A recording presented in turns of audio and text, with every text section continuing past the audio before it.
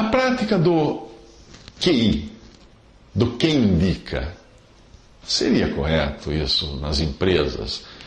Bem, eu não vejo nada de errado quando a avaliação do profissional é por competência, não por quem indica.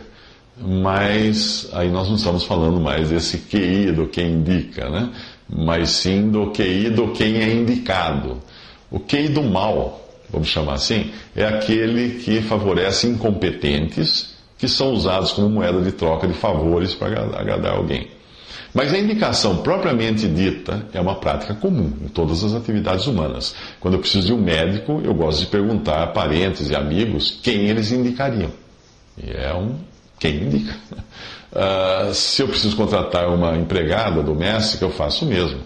E caso ela chegue por outros meios, eu saio em busca de um QA, ou quem avaliza a profissional, dando boas referências a seu respeito.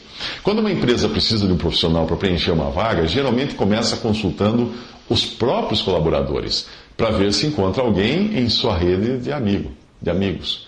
Pessoas indicadas, pelo menos, vêm com a aval de uma testemunha quanto à sua idoneidade e à sua competência. Isso muitas vezes é mais interessante para quem contrata do que trazer para os seus quadros um ilustre desconhecido, tendo por base apenas o que ele diz de si mesmo no seu currículo ou nas entrevistas.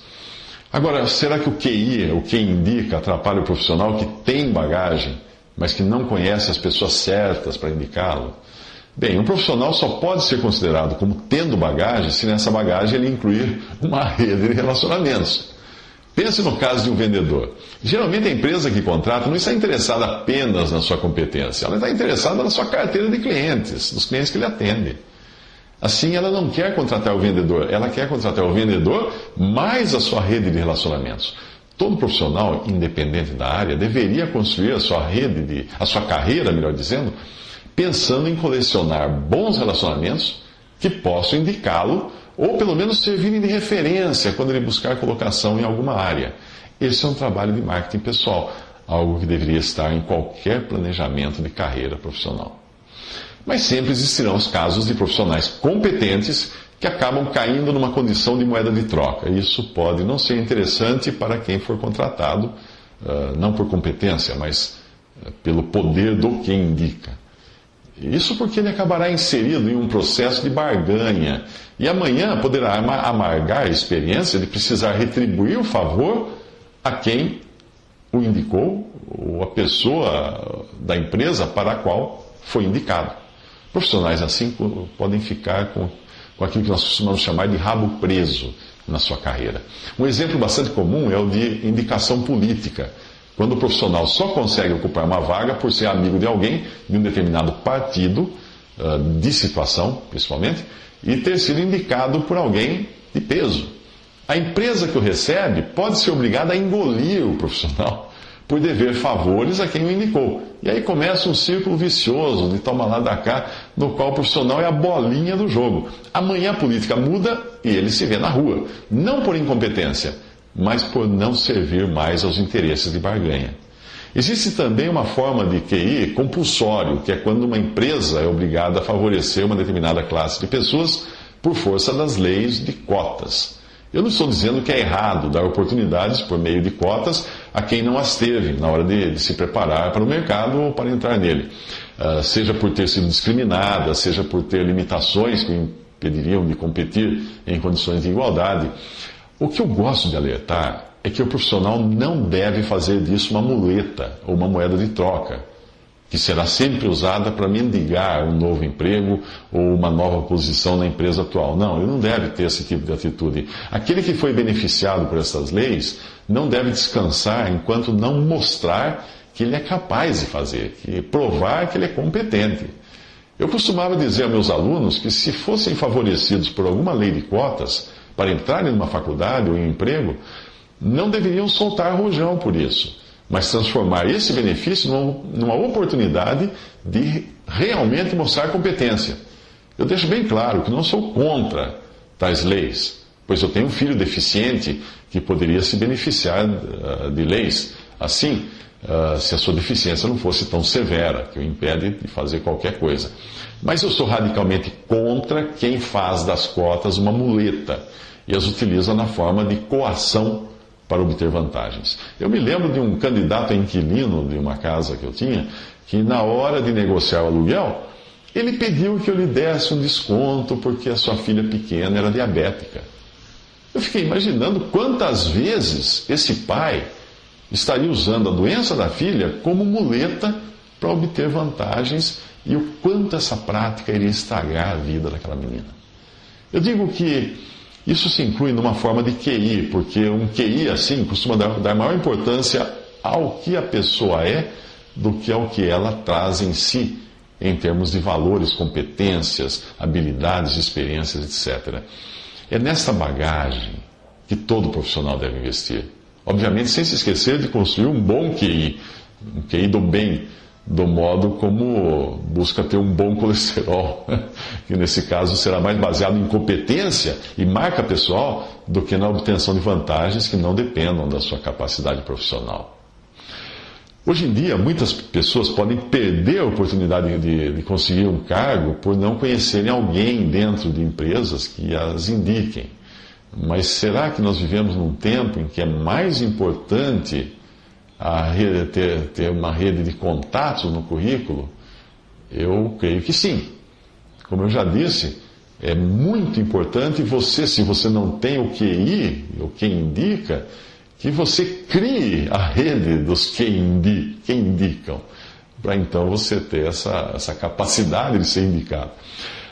Eu daria umas dicas também a profissionais que têm uma boa especialização, mas não conhecem as pessoas certas, para encontrar uma colocação, não tem um bom QI. Né? O tempo para se começar a criar uma rede de relacionamentos, os seus QIs, é na escola. Os colegas da faculdade podem ser os empregadores de amanhã, ou mesmo clientes, parceiros, sócios. Daí a necessidade de já começar a vender o seu peixe quando você ainda é estudante. E como se faz para vender o peixe? Dando de graça os girinos, os peixinhos, para que os outros fiquem agradecidos por terem recebido aqueles peixinhos, né? E para que isso crie neles um sentimento de dívida, tipo, receberam a amostra grátis, um dia eles vão receber a coisa real. A dádiva que gera dívida é uma das chaves do sucesso nos relacionamentos profissionais.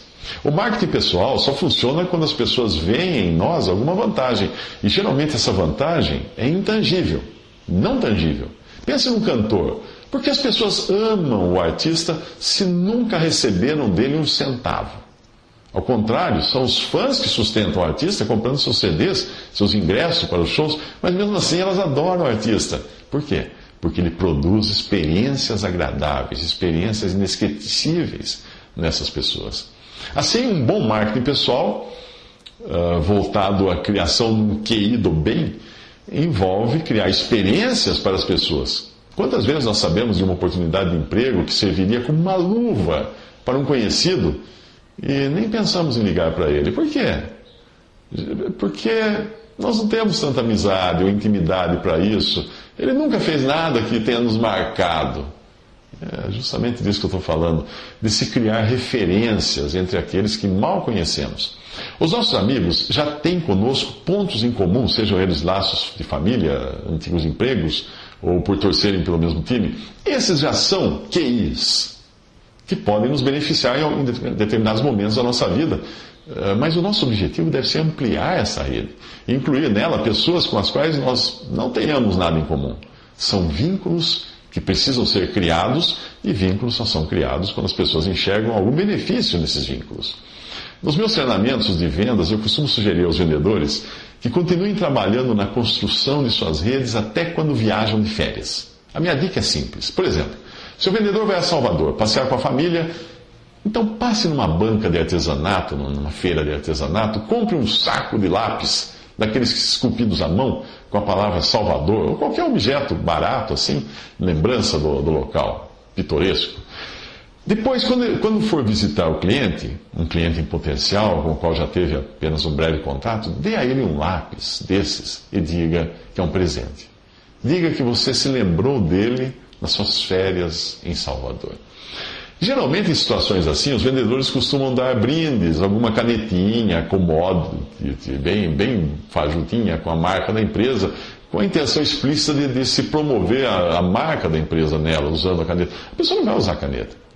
Se for uma pessoa de determinado nível, ele vai jogar numa gaveta, aquilo ali vai dar para alguém. Agora, um lápis de artesanato, uma peça de artesanato, mesmo barata, é diferente. Ela não traz logomarca, não traz telefone, não traz nome da empresa, mas ela traz uma boa pitada de sentimento humano. Quem recebe terá aquela sensação de constrangimento por estar devendo uma retribuição, de um favor. São coisas assim que formam elos no mundo profissional.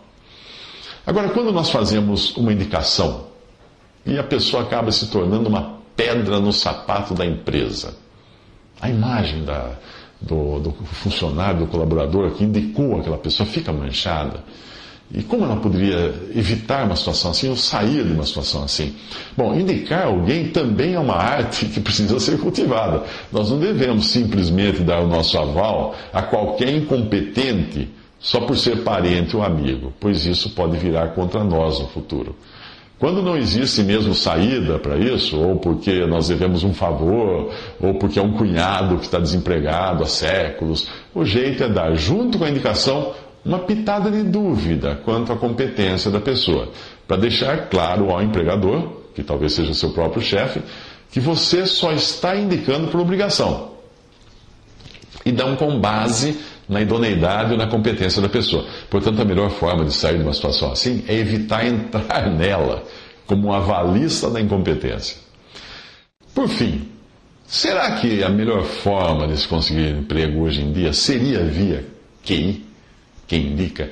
Bom, se nós estivermos falando do QI do bem, do quem indicado, que criou uma rede de relacionamentos para ter um quem indica quando precisar, então eu acredito que sim, que seja a maneira mais segura de se chegar a um novo emprego. Hoje ficou muito mais fácil criar essa rede de relacionamentos que possa nos servir no futuro, pois nós temos as redes sociais, a internet para isso. Mas, infelizmente, a maioria dos profissionais não entende como se comportar em uma rede social. Eles expõem os seus podres em público, ofendem qualquer um que passe por seu caminho. Também existem aqueles que são críticos mordazes de tudo e de todos, e acabam criando assim a marca de um profissional que, se podem servir para uma vaga de apresentador de telejornal sensacionalista, certamente não serve para trabalhar numa equipe. Resumindo, a imagem que você criar nas redes sociais será a imagem que permanecerá para sempre na mente das pessoas que cruzarem o seu caminho no mundo virtual. Se você tiver sabedoria, vai criar um grande número de QIs, que indicarão você ou servirão de referência para um novo emprego. Caso contrário, só estará criando um exército de QNIs, ou quem não indica, que por sua vez terá o poder de contágio que as redes sociais lhes possibilitam, espalhando as suas sandices virtuais como quem espalha aqueles cartazes de procurado.